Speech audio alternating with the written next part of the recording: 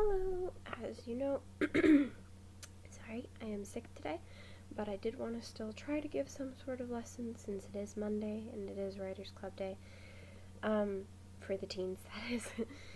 And,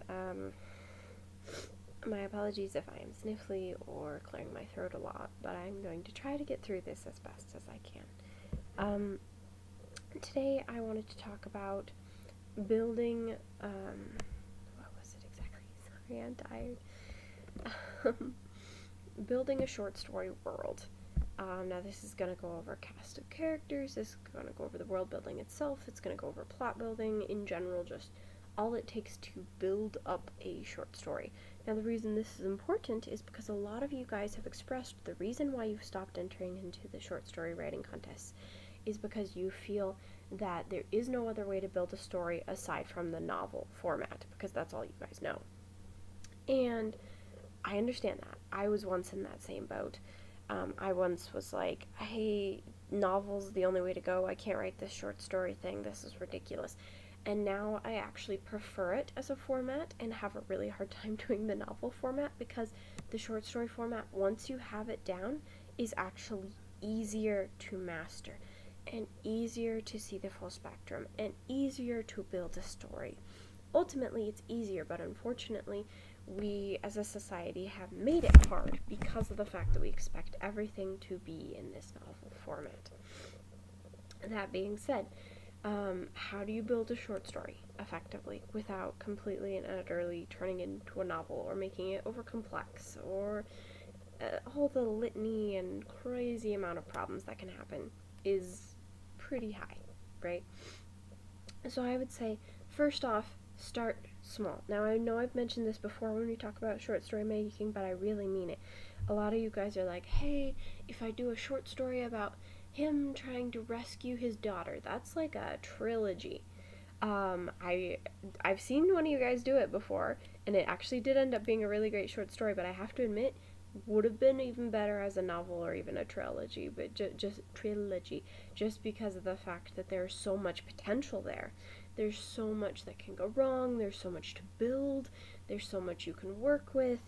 I would say start even smaller.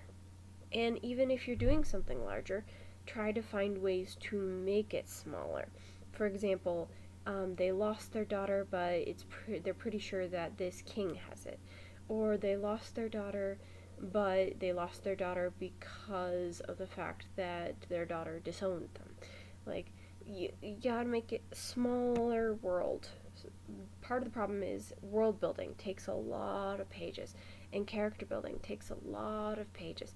And so the more characters and the more complex your world is, the bigger and bigger and bigger your story is going to get, and the harder it's going to be to belay all that information without info dumping. So just start small. For instance, I tend to like to go with a very classic short story format for my short stories. A lot of my short stories involve the main character hunting down some sort of monster or item or artifact. And then once they get said monster, item, or artifact, then the story's over. I can always leave it off with a little bit of a cliffhanger if I want to, or hint that there's more to the story, but I never give more of the story. I just say, great, they found the artifact, that's so cool. And kind of almost Indiana Jones-ish, except simplified. Those are great examples. Another great example you might want to look at is, and I know this is a controversial subject, but since it is a teen group, I feel the need to mention this, and if your parents don't like it, then obviously don't watch it, but I'm going to give it as an example, because you guys are teens. But anime. Some anime is really terrible, I get that. It's really sketchy, not good. But other anime is actually really good, and well written and uplifting. And with that, I've actually found that there is a format of storytelling that they use with each episode in anime, or in TV series even. This is another great example of this is TV series, where like with a murder mystery, there is a murder, there is a suspect for the murder, the suspect gets proclaimed innocent, so now they have to turn to someone else, there's a twist, and then they solve the murder, right? It's pretty simple. They don't go too crazy and are like, what about these 5 other suspects, unless they're doing like a 3-part episode. And in that case, it no longer counts as short story format. But it's the same thing with anime. Anime, in some ways, I feel, has mastered it even more because they have an even shorter story that they have to portray. Whereas with TV series, the typical TV episode is at least 45 minutes. The typical anime episode is more like 20. And so as a result, you have to pack a lot more in those 20 minutes. That being said, there are a lot of ways that you can do this. Like I said, typically fighting some sort of something or accomplishing some sort of small goal. For example, if there's this one where they're all at a boarding school and they're all trying to work together to accomplish certain goals, and so maybe they need to get a certain amount of money for this charity ball, and that's their goal by the end of the short story / episode. So in general, just start small. Don't go too crazy. If you have a larger story for the world, just don't dive into it. Only dive into what is absolutely essential. Alright, next. Your cast of characters. I would say build the basics. Do not go crazy with your characters when you're doing a short story. Why? Because of the fact that they are not going to see most of what you build, and that is just going to cause you to take up time and cause you to want to info dump more. The urge to info dump will become stronger the more depth you have to your characters. Now, I'm not saying don't have character depth. Do have character depth. But I would say there is a certain depth that you want for short stories versus for novels. For example, if you are at a swimming pool, you are not going to throw a toddler in the deep end 6-foot, 7-foot end of the pool. However, you would put them in the 1-foot end of the pool, maybe, with floaties on, right? It's the same thing with short stories. With your cast of characters, you want to make sure the depth is appropriate to the story. If you have this character that has like 7 feet of depth to it, and you're throwing this reader into this short story, they're gonna drown.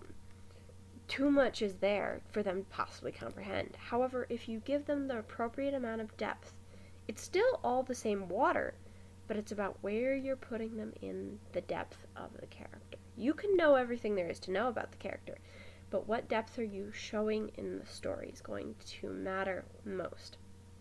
So with your cast of characters, I would say the most important things to build for depth are what they look like, what info about them is relevant to the story, and maybe one little quirk about them to make them individual. What makes them different from other people? What makes them unique? And sure, we can all be similar in some ways. There are a lot of people who do writing podcasts out there. There are a lot of people who are librarians out there. There are a lot of people who are editors for a living out there.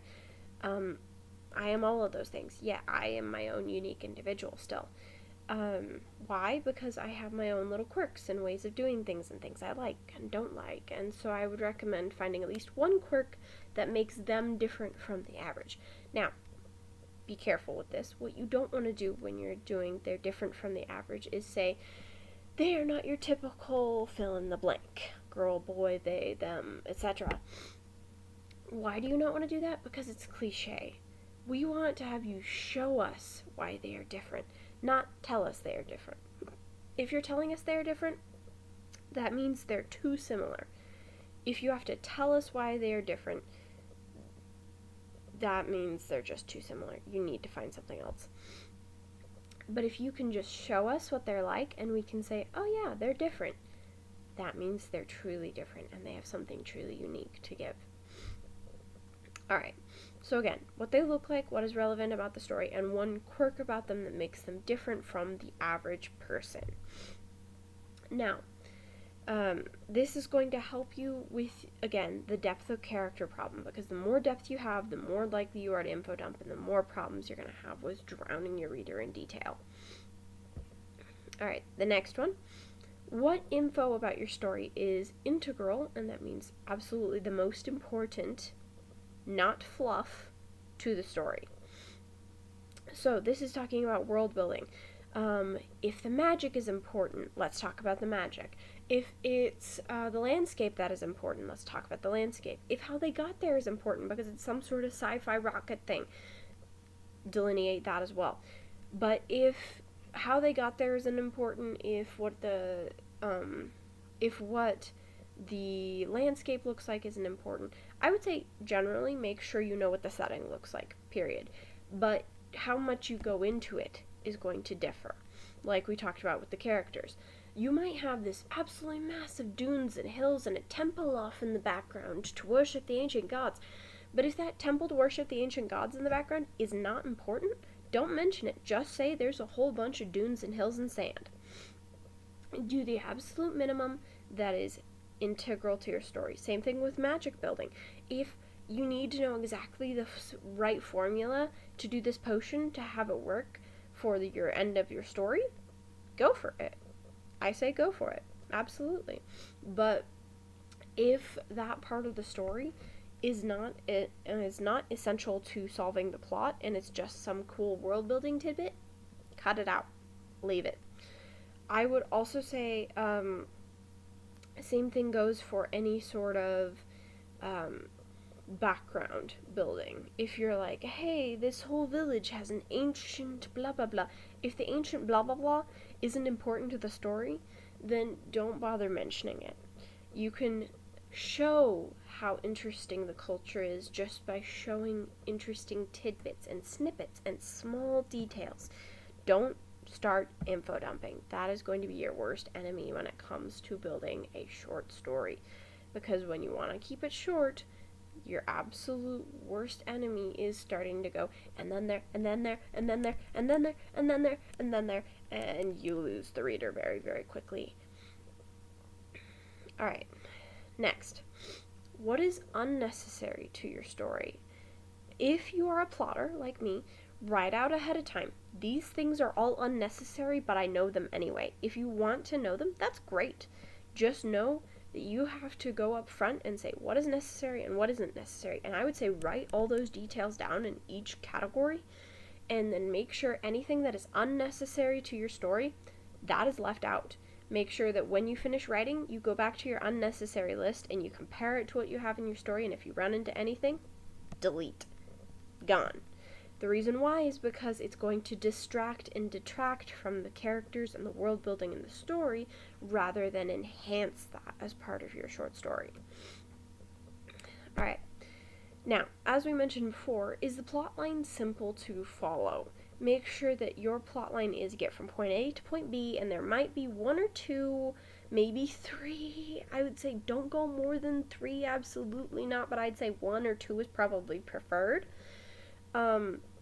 For intricacies of your plot, make sure that if there is a plot twist, if there is they think it's this suspect, but now it's this suspect, you have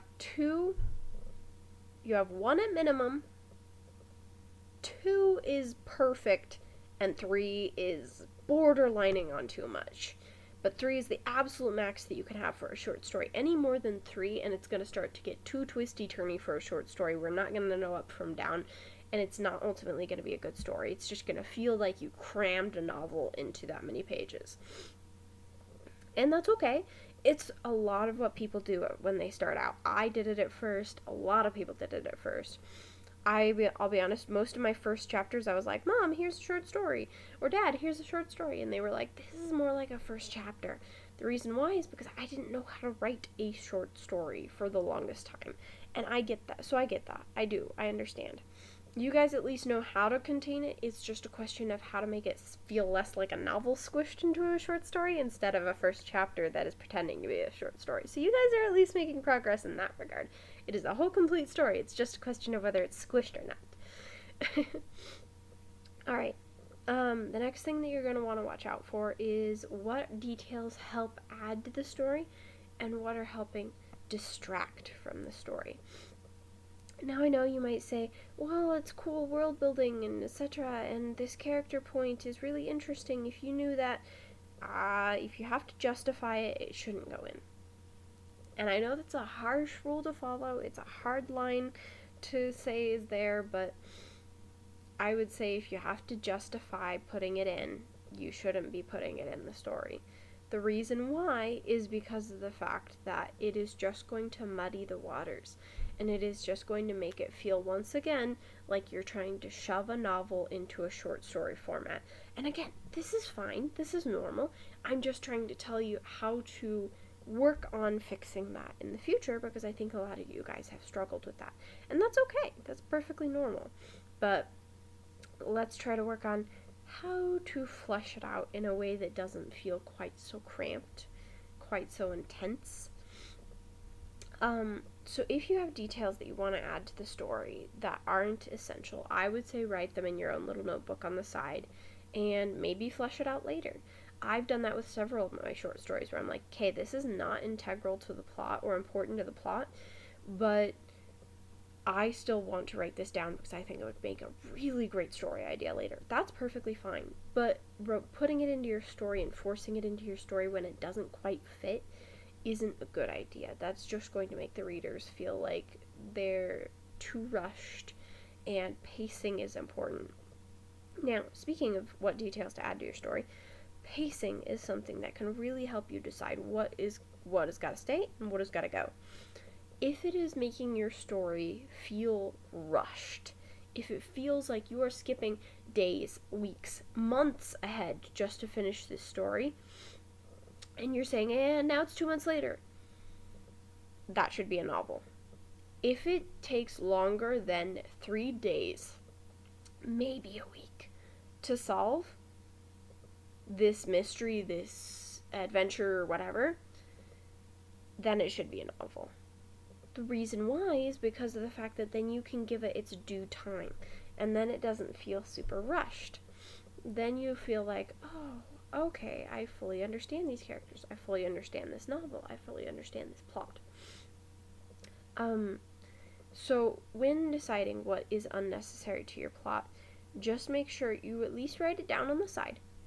Because if you want to come back to it and make it a novel later, I would say absolutely go for it. You rock that novel. You absolutely just hammer that home. But I would say when you're doing short stories, make sure that it takes only a couple days to solve this problem, whatever the problem is. The reason why is because time jumps and time skips feel really weird to the reader. If you're doing it in a novel, it doesn't feel that weird to time skip ahead because pacing is different for novels. But when you're doing short stories, we generally want to see it from start to finish, maybe a couple few hour time skips, maybe a day time skip at most. But if you're skipping weeks and months, that should be a novel. That is too rushed, too much. Alright, next one. How to avoid info dumping. Well, we've talked about a lot of ways to avoid info dumping, but I wanted to really hammer this home again because of the fact that it is the biggest problem running into this. So, as I said, just make sure you start small. Make sure if you have any other details that you write them down somewhere else and just don't include them in your actual story. I would also say make sure that if there is a detail that is absolutely essential that the reader knows, make sure you show, don't tell. Now, again, to explain showing, don't telling really briefly, because I know some people watch these videos out of order, telling is when you say they have blonde hair, they have blue eyes, they have freckles. Details are all just being told to us via text. It feels like a textbook. Whereas if you were to say, her blonde hair blew in the wind, piercing blue eyes staring out at the horizon, as her smile perked up, her freckles perked up with them. That gives action, that gives movement, that tells us where she is a little bit. Ultimately, showing is the superior form of writing, in my opinion. Tactful telling is an option, however, tactful telling is incredibly hard, and even most writers don't use tactful telling.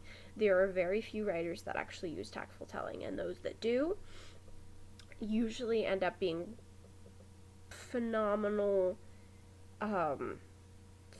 slower at writing their books, just because of the fact that it takes so much more time and deliberation over each sentence. The reason why is because tactful telling is a combination of showing and telling.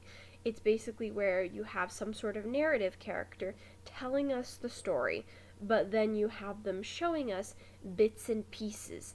As a result, it feels balanced. An example of this with the blonde hair, blue eyes, freckles thing would be, I always felt that I stood out because of my freckles.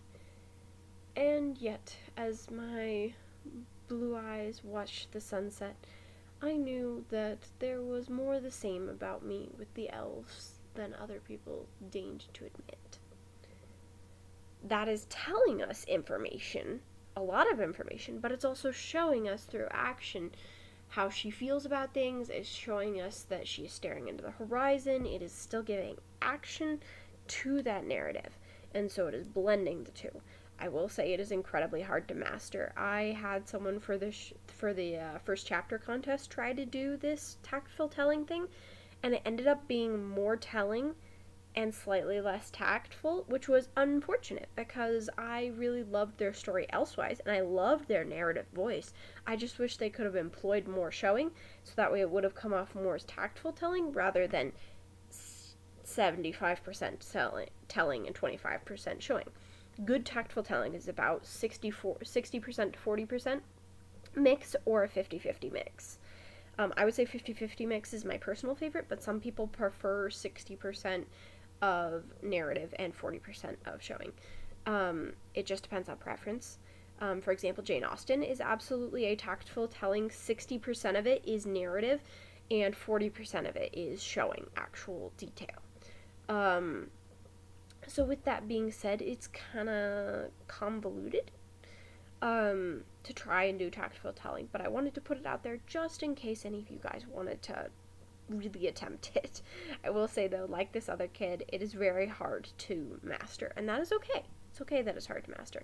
Just keep in mind that as you're moving forward and trying to do tactful telling, you might get a lot of feedback from me or other people saying, feels like you're info dumping, feels like you're telling too much. And that just means you gotta pull back on the telling and push harder on the showing, and that'll help balance it out. It'll depend on how much you want as to what flavor of tactful telling you want. If you want more Jane Austen kind of Regency era, then I would say go for more 60%, 40%. If you're going for more modern feel, I'd say 50-50. And it's important to really nail that 50-50, otherwise people feel a little lost. Anyway, alright. Moving on from info dumping. Alright, if you aren't a plotter, let's address being a pantser, because this is the hardest part. I find that pantsers have the hardest time with short stories. Most of the time, plotters are able to quickly figure out short stories, but pantsers are not. Why? Because with plotters, you can easily control and contain and really lock down that short story. Whereas with pantsers, you're completely, or gardeners, whatever you want to call it, you're completely letting everything roam wild and free, and it just explores, and you have no idea what you're doing, and you're just relaxing, and then you go back and look at it, and you're like, ah, crap, there's so much here. It's so overwhelming. And that happens a lot. But that is okay. Everyone writes differently, and that's why I'm going to address it. If you're not a plotter, just be prepared to re-edit it afterwards. Make sure that you aren't writing this last minute, because if you are writing it last minute, for example, for a contest or for any sort of, I don't know, contest is the only thing I can think of, but maybe an assignment also for school, I guess. If you are, or publishing, if there's a publication date, there we go, I knew there was another one, I'm tired. If you're trying to get it published before a certain date or trying to put it out for a contest before a certain date, make sure you start early if you are any flavor of not plotter. If you're not a plotter, start super early. I'd say start at least 4 months early. The reason why is because it's going to take you a while to get that down, and that is going to take you even longer to decide what is necessary, what is unnecessary, cut and trim all that unnecessary fluff. You are going to end up with a really fluffy story. It's going to look like an overgrown Pomeranian of just fluff. You know those tiny little puffy dogs that have so much fluff on them? That's what your story's going to look like, except times 12. It's just going to be all fluff, and you're not even going to know it's a dog. People are going to look at it and just go, it's a cute puffball. I don't know what it is, though. And then you're going to have to take those shears and go in and trim off that fluff until we can finally at least identify that it is a dog. It was a weird analogy, but it's what I'm going with because I'm sick.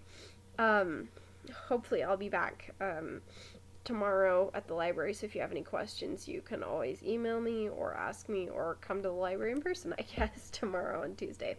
But, yeah, but I just needed one more day to get better because, as you can tell, I'm still on cold medicine and tired and a little sniffly and coughy and wheezy, and I just wanted to be almost completely better before I got back. And like I said, my brain's still a little caught in me. Anyway, point being, back on topic. Where was the topic? Trimming. You need to make sure that you trim off all the unnecessary stuff if you are not a plotter. And so you're going to need to make sure you plan ahead of time to have extra time to trim all of that off. Because if you aren't prepared to trim all of that off, and you just turn it in last minute, that's how you end up with a novel squished into 6 pages. That's how you end up with people saying, oh, this feels rushed. Oh, the pacing feels not great. The info dumping's a little heavy-handed. There we go. Full sentence. Whew. So, you gotta make sure that if you're gonna do something like that, you are prepared to trim. You're prepared to cut it down. You're prepared to take a bunch of notes, keep your original. I would say always keep your original, and then copy paste into a new file document, and then start trimming. Start really cutting it up and fluffing it up and making sure that it's all nice and trimmed. And that's going to help you get your ultimate short story nailed. Alright, now let's talk about how to trim. A lot of people don't know how to trim. So I think that it's be important to address how to properly trim a story. Things that you want to look for when you're trimming. Oh, my ears popped. Okay, sorry. Things that you want to look for when you're trimming are going to be, does this make the plot feel rushed? You're going to want to have other people look over it and ask them, hey, does this make the plot feel rushed? I would highly recommend someone from Writers Club because they know you well enough to be kind, but also they know you well enough to be honest. Whereas family members or friends sometimes just say, yeah, it's great, and then you don't get real feedback. I have even had people on Instagram do this where there has been glowing reviews about this story is so great, I love it so much, and it's all their friends saying it on Instagram, and then I go to read the story and I'm like, ooh boy, this needs to see an editor quick. The reason why is because your Instagram friends, of course they're gonna boost you up, of course they're gonna go yay, because they love you. And yes, that's good to have those supporters and people who love you, but at the same time you also need to have people who love you enough to tell you the harsh truth. And there are those people out there, those people who love you but are willing to tell you the harsh truth. I'm one of them. I love you guys. You guys are some of my favorite people to work with, but I'm willing to tell you the harsh truth. If something is not working, I'm willing to tell you, listen, this has gotta be cut. This isn't working. There are probably other people in your life like that. If there aren't as much, I would say try to find more people in your life like that, especially because of the fact that they will be the people who will help you grow the most as a writer. Now back to knowing what to trim. Finding those people and then asking them, does it feel rushed? That's going to help you know in places where you need to either cut down, or you need to either lengthen, or you need to scrap altogether and start over and say, how can I simplify this plot? That's going to help you know a little bit of if it's a true short story. Next thing I would say is for trimming is check what feels like fluff. Ask your feedback people, hey, what feels like good quality content and what feels like this doesn't really need to be here, it's just cutesy. Also ask them what felt like foreshadowing and didn't end up being foreshadowing. A lot of times you'll end up giving world building and giving characters that don't mean anything, and then when they don't mean anything, the readers are like, oh, because this is a short story, I thought it all mattered. Because in short stories, it generally does all matter, even if it's just a red herring. But if it's not a red herring and it's not integral to the story, trim. It's got to be cut. It's got to go out. And like I said, make sure that you are careful not to throw out the good with the bad. Make sure that you double check it. Make sure that you think over it again. But also don't be afraid to trim. I would say there's a fine balance between trimming too much to the point where you're throwing out all the good with the bad, and then there's trimming too little where you're refusing to trim things even if they desperately need to be gone. And I would say the best way to find that balance is to follow your writer's instinct and the person who's willing to give you the truth and that you trust. I would say if you two are on the same page with something, that is a good sign. If you two are not on the same page with something, figure out why you guys aren't on the same page and how you can fix it and get on the same page. And that is going to be the most important to helping you solve this problem and to helping you get through it.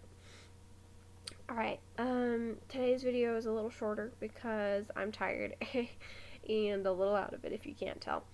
If you guys have any questions about building a short story world and trimming things down once you have your short story world to make it feel less crammed and make it feel more cohesive, please feel free to email me or ask me any questions in the comments below. I hope you guys have a great week, and I hope to see you next week. Bye!